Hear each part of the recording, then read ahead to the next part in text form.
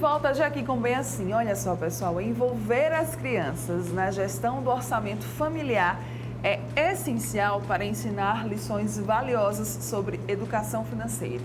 E quando essas noções elas são repassadas desde cedo, o processo de montagem do planejamento financeiro na vida adulta se torna muito mais fácil. Tem muita gente que sente dificuldade com esse assunto, né? Chegou o seu momento. Esse é o tema que a gente vai discutir agora aqui no estúdio com o professor de Economia da UNIT, Lucas Sorgato. Seja muito bem-vindo. Que honra, viu? Sou tão famosa. Bom. Mas é sério, ele é muito conhecido assim na área da economia. Obrigada pela sua presença com a gente. Bom dia, Mara. Bom dia a todos. Vamos lá começar explicando o que é essa bendita dessa educação financeira que ultimamente a gente tem escutado muito, né? Falar esse terminho aí. Isso é muito interessante. Veja bem, quando a gente fala de educação financeira, muitas vezes a gente pensa que é um processo já antigo aqui no Brasil, né? Que todo mundo deveria ter feito. Olha, não é bem assim. O Brasil é um país que viveu em crise muitos e muitos anos. Até a década de 90 a gente tinha uma crise de inflação muito alta. E um nível de pobreza no país muito grande também. Tá? Então vamos imaginar o seguinte, pessoal. Você estava numa região nordeste, como a nossa, onde você tinha aí 80% da população considerada pobre. Então se imagine no seguinte, que você vivia com R$200 por mês. Sim. Tá? Imagine se com R$200 por mês você consegue guardar dinheiro. Não, você está pensando em sobreviver, você está pensando em ter recursos, né, para garantir a sua vida.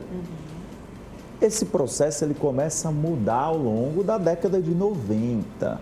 Nos anos 2000, o Brasil está com uma inflação controlada e começa a ter o que a gente chama de acesso a crédito. Sim. Cartão de crédito, financiamento e coisas do tipo. Mas veja bem, em todos os nossos momentos anteriores, isso não existiu. Começa nos anos 2000. A população era acostumada a sobreviver com dinheiro, nunca foi acostumada a guardar o dinheiro. Então, a partir de 2000, chega o crédito, o que é que acontece? A população não sabe utilizar, normal nesse momento, tá? Gasta, se endivida, a partir dos anos 2005 começam a regulamentar isso. Então, para a gente falar a verdade, educação financeira é um tema que a gente pode discutir de fato depois de 2010. Ou seja, é um tema que seria muito recente. Por quê? Porque a partir de 2010 eu tenho grande parte da população agora com mais recursos, com mais dinheiro, que já passou 10 anos se utilizando de cartão de crédito, de financiamento, que já sabe agora utilizar isso. E aí eu tenho que começar a instruir, olha pessoal, o dinheiro não é só para você sobreviver, ele é para você guardar, ele é para você investir. Ele também é para você ter o seu lazer, ele é para você fazer as suas viagens e N coisas que você vai fazer, desde que seja de uma forma estruturada. Então, o processo, ele é muito recente. Por isso que a gente vê nos últimos anos um boom nessa área. Falando em educação financeira, falando em investimentos, em aplicações, que é uma coisa que a gente não falava lá atrás. Exatamente. Porque não podia falar, porque a minha população tinha que sobreviver. Então o cenário era esse, é muito mais difícil, tá? E aí chega então nesse momento atual, aí sim, o que é educação financeira? Basicamente, Mara, é a gente utilizar o nosso dinheiro da forma mais inteligente possível. Sim. Né? Da forma mais estruturada possível, para a sua pretensão e a sua qualidade de vida. Veja bem, Lucas, eu tenho uma pretensão X, a Mara tem uma pretensão Y. A gente pode ter gastos, preferências diferentes, gostos diferentes, né?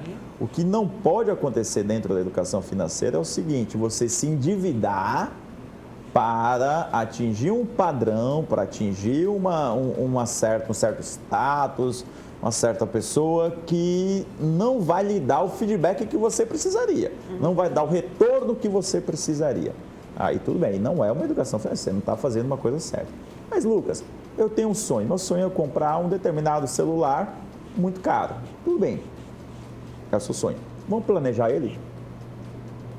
Quanto é que você ganha? Vou colocar aqui na minha educação financeira. Desse dinheiro que você ganha, a primeira coisa que você tem que fazer é o seguinte: tu é imortal? Não, tu vai morrer. Né? Tu consegue trabalhar até os 100 anos de idade? Tu não consegue. né? Então você tem que pensar já o seguinte, olha, eu estou aqui com meus 20, né? Quanto antes melhor. Sim. Estou aqui com os meus 20, daqui a pouco a gente entra nas crianças. E eu tenho então que guardar esse dinheiro. Por quê? Porque quando eu estiver lá com 60 anos eu vou precisar. Quando eu estiver lá com 70 anos, eu vou precisar. Só não vou ter mais o pique que eu tenho hoje. Exatamente. Você acha que você vai ter o pique que você tem para sempre? Não vai.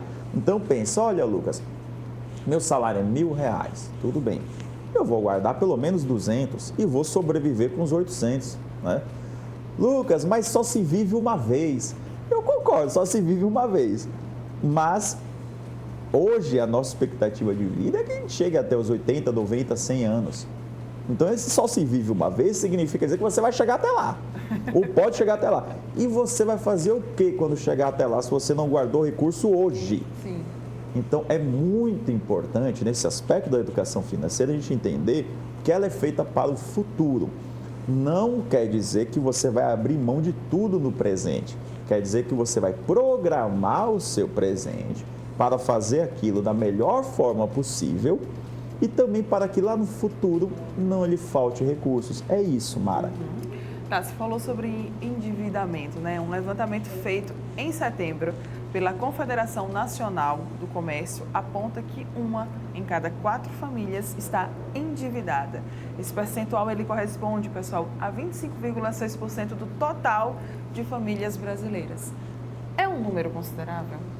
É um número muito alto. Quando a Confederação começa a falar no endividamento, ela já está falando aí de muitos que estão com problemas de pagar, tá? Se a gente pensar o pé da letra do endividamento, quase todos são, né? Lucas, eu tenho que pagar uma conta de energia que chegou hoje, né? Se eu não paguei ela hoje, você está endividado, você tem uma dívida a pagar. Então, na teoria seria essa. Mas quando a gente está falando, a gente já está falando de um endividamento onde o pessoal não está conseguindo muito honrar seus compromissos ou estão com problemas. Sim. Tá? Então, você tem aí uma grande parte da população com problemas de honrar os compromissos de endividamento. O principal motivo de endividamento do brasileiro hoje é o cartão de crédito, né? Cartão de crédito, todo mundo tem acesso hoje em dia, praticamente. Em um momento de crise econômica, como a gente vive desde 2014, 2015, com desemprego crescente, com uma pandemia recente, a população, então, tem que sobreviver. O que é que faz? Eu utilizo aqueles meios que eu tenho. Então, eu utilizo o cartão de crédito para comprar. Antigamente, a gente usava o cartão de crédito para comprar bens duráveis, linha branca, veículos, roupa, coisas do tipo. Hoje em dia, você está usando o cartão de crédito para comprar bens de consumo, bens de subsistência, para fazer a feira do mês. Então, você está endividando nesse ponto que é muito ruim, tá? Então, assim, o endividamento, ele prejudica muito o desenvolvimento da família. Por quê? Porque ela recebe o recurso e aquele recurso já está a gasto. Sim. Se eu não pago o cartão de crédito, por exemplo, ele tem uma taxa de juros muito alta. Ou seja, ele vai fazer com que aquela sua dívida ela cresça numa velocidade muito maior do que outros endividamentos. Cheque especial, né? Créditos pessoais que são mal feitos. Então, você tem toda uma situação que a gente tem que analisar, que tem que pensar muito bem para poder, olha, Lucas, endividamento é grave. E aí, eu, família, o que é que eu faço? Eu tenho que tentar parar isso. Como que eu vou tentar parar isso? Aí tem as técnicas, tem de fato um compromisso pessoal que você tem que assumir, né? Que é muito difícil, não vou mentir. Eita, Lucas, eu tenho dinheiro para sair esse final de semana, mas será que eu preciso gastar tanto nesse final de semana? Sim. Né? Eu não posso ir para um outro local, XYZ, gasto menos, não posso ficar em casa. Qual a diversão que eu posso mudar? Eu realmente preciso trocar o telefone esse ano? Eu realmente preciso comprar essa roupa? Então, a gente tem que pensar nisso. Óbvio, toda vez que a gente faz uma compra, isso é muito interessante, Mara, porque ela ativa no nosso cérebro zonas... Dá uma certa exatamente, satisfação. que dá aquela satisfação. Ai, Deus, você pensa, poxa, eu consegui. Tá falando na né? minha língua. Exatamente. E aí, olha, tem pesquisas que vão bem mais além, só fazendo adendo aqui pra gente, que coloca, quando você compra uma coisa que você realmente vê que está na promoção, o seu cérebro, ele ativa os mesmos neurônios que dão o prazer do orgasmo, por exemplo. Então você está no ápice, você vê, poxa, realmente aquele vestido eu comprei e valeu a pena. Então seu cérebro diz que valeu, mas depois você pensa, rapaz, valeu mesmo. Será que valeu mesmo? Né? Será que esse negócio foi bom? Será que eu fiz um bom negócio? Será que eu fiz um bom... Eu precisava mesmo, eu só vou usar esse vestido uma vez. Então, assim, isso que a gente tem que pensar na educação financeira.